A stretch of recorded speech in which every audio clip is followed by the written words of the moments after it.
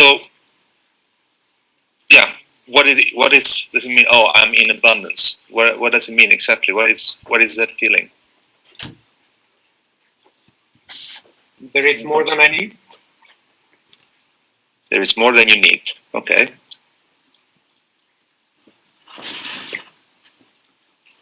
I think for me, abundance would mean or feels like a state I do want to see of more what I need, but it's also a state which is it's a constant abundance. Like this abundance is created like an upward spiral, and this is the feeling what I get from it. It's a self-sustaining energy or feeling. What does that mean? I'm just saying peace. Oh. Like you're all silent. Reduction of needs for me. Peace for me. I'd say access to necessities, just to get away from the notion of property.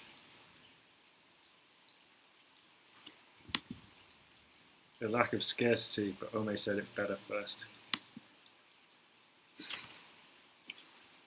The lack of scarcity. Okay. Is there anyone that also would like to speak? I'd say that. Unconstrained. Unconstrained. I think I'd like to say quality one more time. Quality again. So I hope somebody took note of this. I should have taken. I'm sorry, but it's very. There are lots of feelings, and maybe one of them, the feeling of abundance for me is a feeling of the certainty that I won't get into scarcity, right? As in that I won't have the fear of in the future be without it. And I think that that fear really drives a lot of the behavior in the world. In fact, what I think is that we are in a world of scarcity, and we're using an economy of scarcity. And what we do is that we tend to accumulate. Why do you accumulate? Because you want to build a buffer, the buffer of abundance. And the thing is, I came to the conclusion that that it seems that that buffer never fills up, and that creates a lot of problems. So my question then, can we ask ourselves, what is scarce really in the world? Because if you look around you, it's full of stuff. What is really scarce? Time and space. So you could say, I don't have time. Well, okay. I don't have space. Well, we do have a lot of space. But my deeper question is if we are thinking about scarcity. So if you want to say a few things that are scarce, you also need to think about the things that are abundant. What's really around you, right? The fruits, all the things that will actually lead you to the feeling of abundance, we think is scarce, but we actually are not really working on making that, bringing that, the abundance too. We're not really focusing on having them around us. So my question is, do you think it's possible to achieve abundance when we're living in a limited planet and we're using our scarcity mindset? It depends on if you want to have abundance and everything. Not with the scarcity mindset. Right, that's what I was thinking. It's the mindset that is then a big problem. It's a little bit implicit in the question. But You want to speak? No. I think I like to say something to that. Is the mindset is the problem, and when to answer the first question, I feel the abundance. I actually felt abundance in my life, and at one point when I was very young, I lived in a socialist country that we really had nothing. So all our toys were like some sticks or something, completely. But we were equal. Like my friends had the same stick as a toy, and my other friend has the same stick as toy. I never felt like I needed something. What I needed, I had. So the difference, being a social creature, that difference between what they have and what I have, it's what creates the need.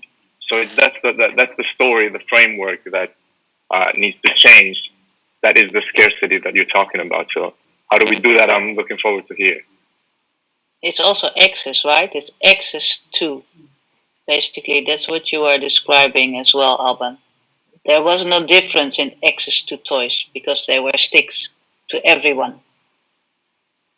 When you are a child, you either have an expensive bike or anything, so it's access to what makes us feel like we are missing out. So that is the mindset again. Yeah, and there is this, just jumping in, sorry, Roberto, just to add to what Alban said, there's this fear of something being scarce. Okay to be there if there is something scarce. If there is an apple in the middle of the desert and we are just two people, that's definitely scarce. Okay. Well, the problem is when we talk about mindset is, can we actually just now fucking figure out, like you said, and look around and what is scarce right now? I think the scarcest thing there is love, probably. And or actually, it's about it's so hard to find because everything else is actually just there. So this is what I like to see it from this like place of fear and like having artificially made fear and feeling of scarcity.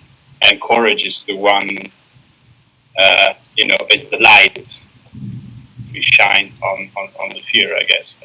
Having the courage to just look out and see for abundance.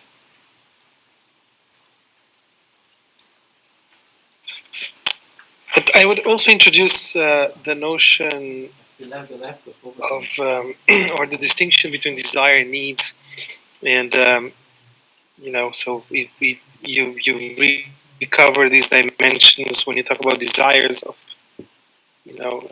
something that is more subjective, and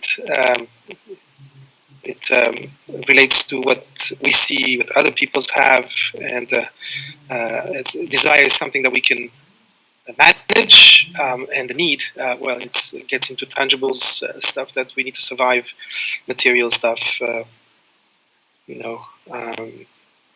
so these are not the same things. When it comes to scarcity applied to those things, I think we have to be aware of, is that a need or a desire that is manufactured or created or a cultural feature or...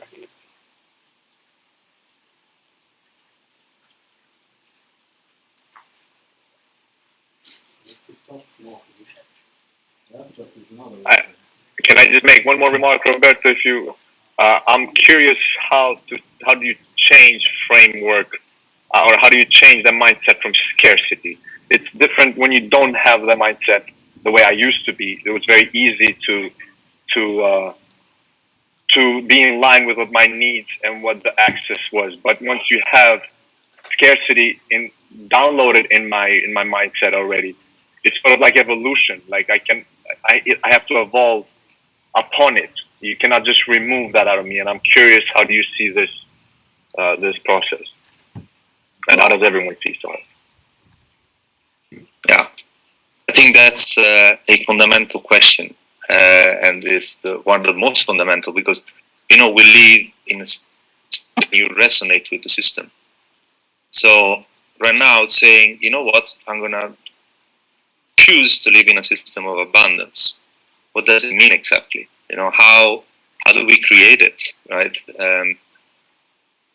Right now, our monetary system is based on something that was physically scarce, that is gold,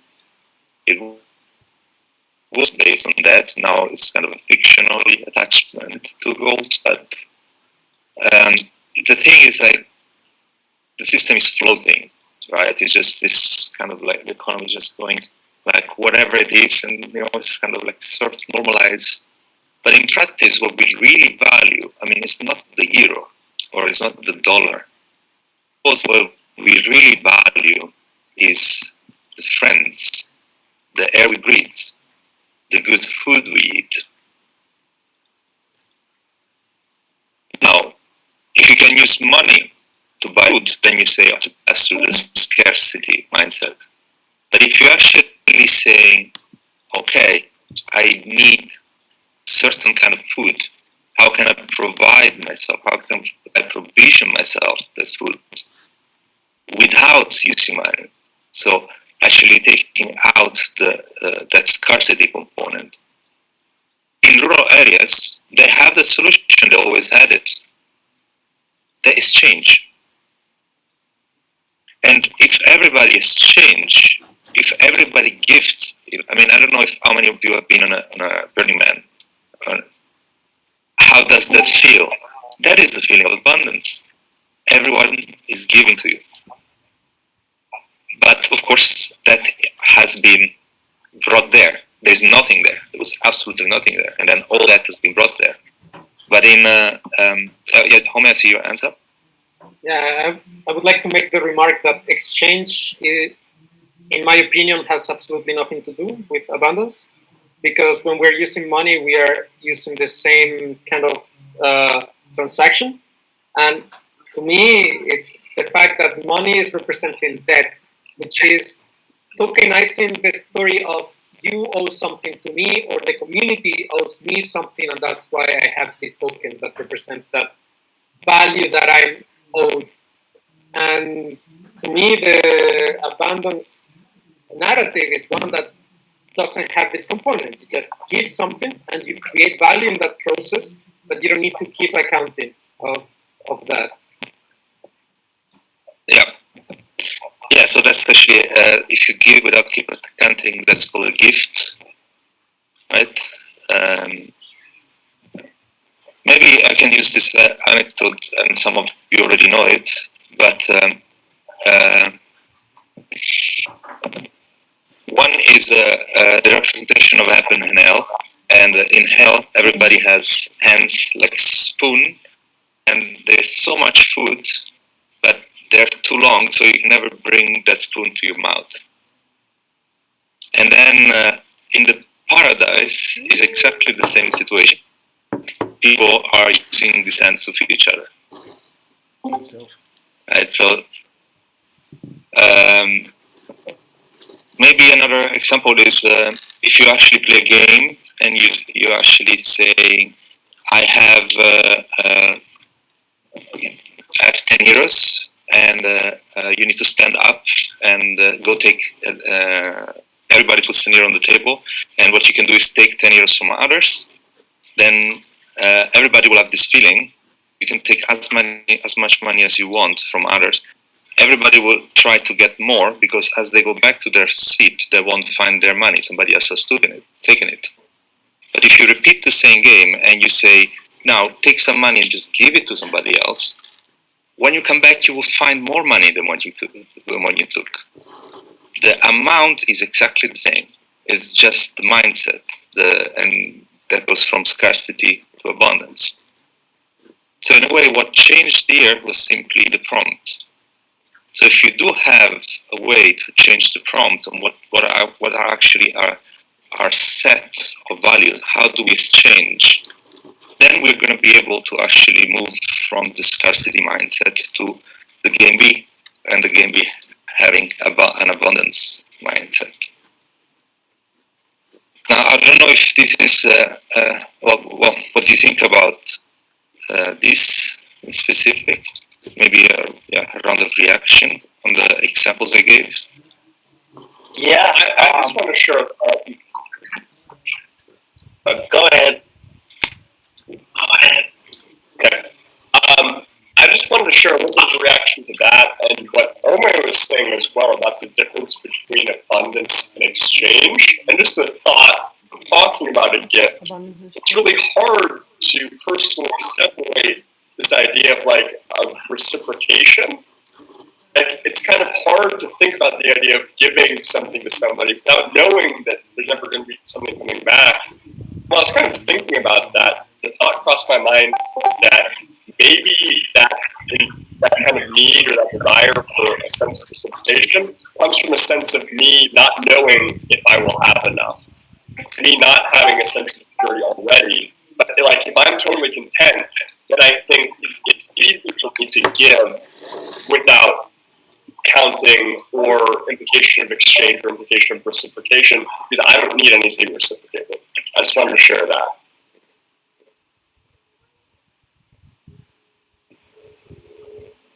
Yeah, I want to report the Leandro and the mindset view.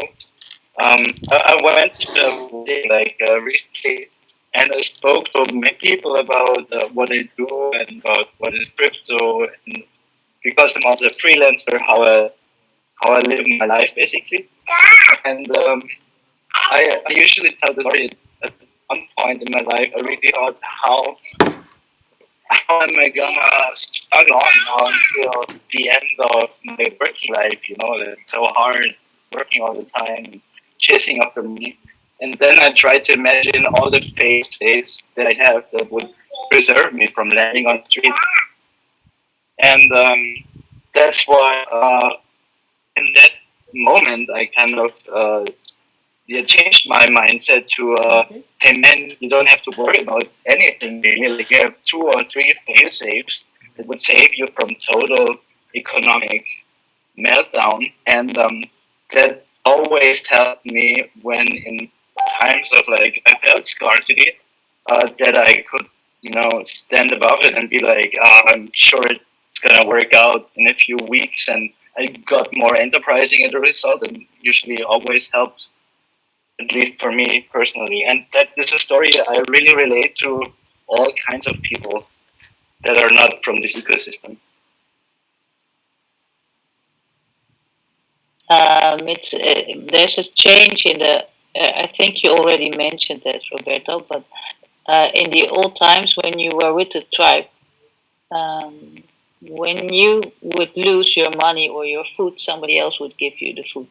It's the culture there that if you cannot provide for yourself, other people around you will provide for you. That's a form of peace of mind, of abundance, that you don't have to worry if you get ill or somebody dies, or the things that can cost you anything to be to get your food, or the things that you need, the shelter. Then if other people can do it, and we have become, of course, so individualized. So I need to solve my problems. I need to get my means around, and if I cannot, I have fear. So if I keep on focused on my own scarcities, and if you cannot share, you cannot multiply, something like that. It's a saying, and it's the same. You don't think about sharing, so you only think about your own little problem in the world. And if you take it all together and you kind of provide for each other, but nobody, it just that's something that we lost in the culture right now. If I can jump in, I just wanted to make what you just said and the link with what Alban said, right? The fact that he had the community could trust, and I completely agree. Like, the fact that we now have like global reach to whatever resources and needs that we need, but we have this sense of scarcity because we don't trust how much of that is out there, right? We don't have anything local as a relationship with others, or not much, like you just said. We only trust on ourselves and our sense of knowing how much is out there, what kind of support we have.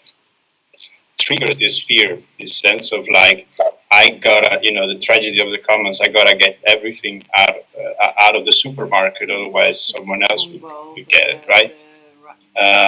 So I just wanted to make the link. I think it's an awesome dialogue we're having. A lot of things are happening in my head at least. They're connected. Yeah, he's just listening in. Yeah, I know. Open space. Great. Great that It's, somebody's doing that. it's just an observation, it's not a judgment. I have to say, there is fear is what dominates the word of scarcity. So maybe what we should do, and also I agree with all of you, and I mean, if we have a network of solidarity, or what is a network of solidarity? The network that you will know for sure that it will never abandon you, will never let you let you alone. It's almost like a family feeling, right? And for the good families, not. But now the question is then pretty much like, how can we extend what we already have into community of solidarity, into families? How can we, using the technologies that we have today, extend that feeling to everyone in the world? Or it doesn't have to be everyone. It could be just the people on this chat and whoever we like, right?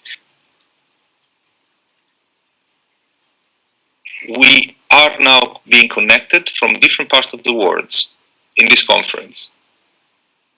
And we are using a tool. We don't know how it functions, we're just using it. Can we think of a tool that will agree on sharing our resources, our common resources together, so that we can support each other? And then the question would be, if you're asked to do a leap of faith and say like, okay, well, I have my life, which I can continue to have, by the way, but I think I will feel secure if I can get at least these things, this list of things. This is my ticket to feeling secure. If I have this, I will feel secure forever. If I have this forever. So if each one of us thinks about that and write it actually down, and I'm actually serious, let's write it down and put it together into a sheet or a document. And potentially, but you cannot write money in there. That's actually the only condition. Say, I have this forever, I will get this forever. I will feel in abundance forever. And then the only thing that we need to do is just find out ways to make sure each one of us gets that. So if it's food that we need, only one seed makes a plant, and out of the plant you get hundreds of seeds or thousands of seeds. We live in an abundant world and we forget to realize that. So if it's food that we need, we can solve that. There are other things that we will need, but I'm sure that if we can send the man to the moon, if we can devise machines that can go to Mars, I'm pretty sure that we're going to be able to find out automations that will be able to support each of our needs. If we have a network that only focuses on actually creating abundance, rather than making money for ourselves so we can survive in the scarcity mindset. So I know it's a little bit idealistic, but I'm actually very serious. If we only focus on our needs, and we make sure we automate or we organize around them, we can achieve abundance in our group. And then if we do have the formula, we can just share it to others. So now what we can do, we have been thinking about this for a while, and next after me we're going to talk with Thomas, and we've been talking about devising a platform also with other people, of course, Um, and it could start with a simple thing as a asset-backed credit. Why do I say that it can start there? Because anybody can have it. We can have it with each other. You know, you just have an accounting system that just says like, oh, I gave something, and you just account that if I do give something, then I can get it back from somebody else. It's just that simple. It's fair trade. I'm not profiting or anything. I just gift, and now the system can return. So I don't know if Thomas is already inside. Let's see, Thomas. Thomas, are you there? Thomas? Oh, He's just rooting in the cupboards. He's coming. But what do you think about this proposal?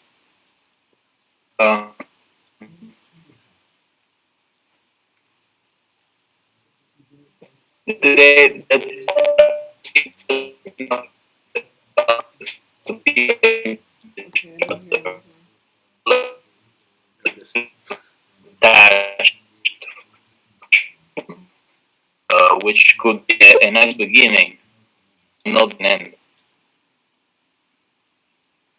I would like it to be like a group like this, to be your own bank, to have this mutual credit to one another. I'm game for the, for the experiment. I was reasoning around this with some other friends involved into Ethereum and music, or studios owning equipment that they can share instead of buying new stuff.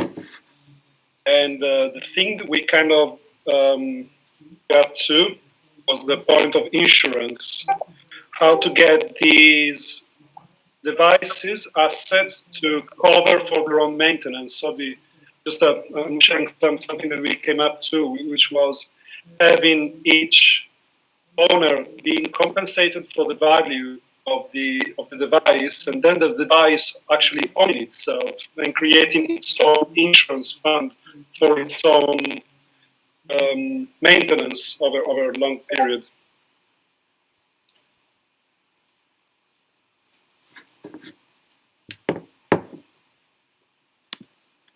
I'd like to ask to make a question comment. Can a group that you were referring to, sort of we can create a group? Can we free ourselves from the scarcity mindset of the bigger group that we actually belong to, which actually has that mindset? Could that be possible? Well, if the group is able to satisfy the minimum list that we create to build upon, then we don't really care about the other group, do we? There is this saying, people say it's Gandhi that said it, but I think it wasn't, but that there is enough for everybody's need, but not enough for everyone's greed, right? And I think that's really the key to accumulation. The greed is accumulation, and the greed is wanting more than what you actually need. So I always think, obviously, we want more. This is like almost like human nature. We want. That is, start with a baseline, which says like a more baseline. So like it's even an interesting exercise. You don't have to be the minimum requirement. Just set out your requirements. Right? It doesn't have to be. I want to get access to yachts. Okay, fine. Let's get access to yachts. It doesn't mean that each one of us will need to acquire a yacht. It means that the group needs to acquire a yacht. And you understand what I mean? So it's access over ownership, and it's about also like efficiently using the resource, which in fact you touched a little bit, which is the intelligent allocation of resources to the needs. But in practice, we're talking about sharing either digital or physical assets with each other and also with our communities around ourselves. And the idea would be, like running experiments, highlighting which of the communities are already using this kind of exchange mechanism. After Corona, I've seen so many news about people going back to this kind of concepts. And we do have in the crypto community the power to facilitate it. And so I don't see the reason why it shouldn't happen in the next 10 years, even though it does sound like science fiction, a world in which we are sharing with each other and actually feeling safe about that, because they would feel that this system is going to sustain them forever, right? But I think 10 years time is a kind of round kind of deadline that we can set to see where we can get, and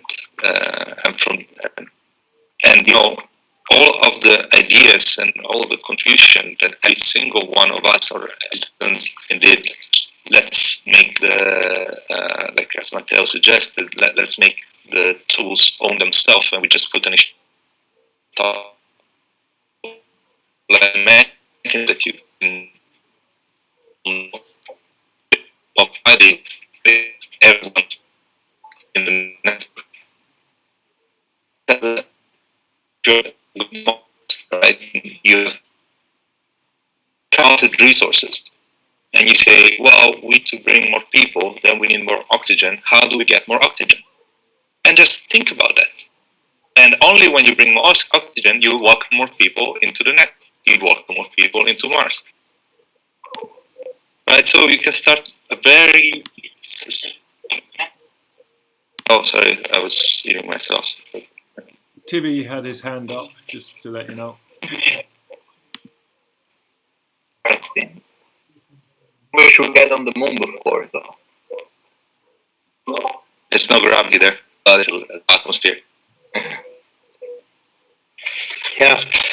So I just want to say that I signed up for a workshop discussion like this. It's maybe an hour and a half from now, where we can go deep also into scarcity or the abundance mindset. It's about collaborative entrepreneurship and how we apply this abundance mindset to an entrepreneurial environment.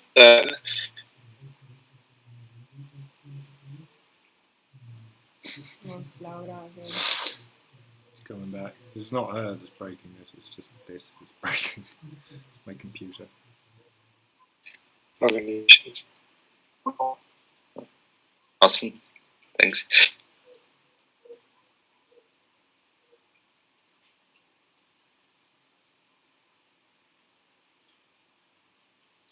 Yeah, internet's gone.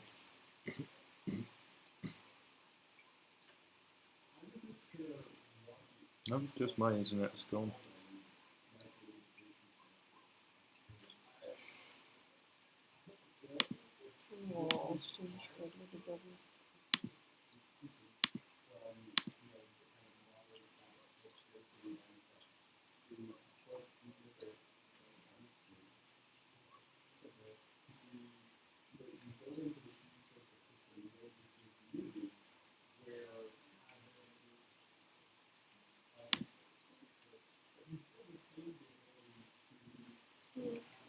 Based on different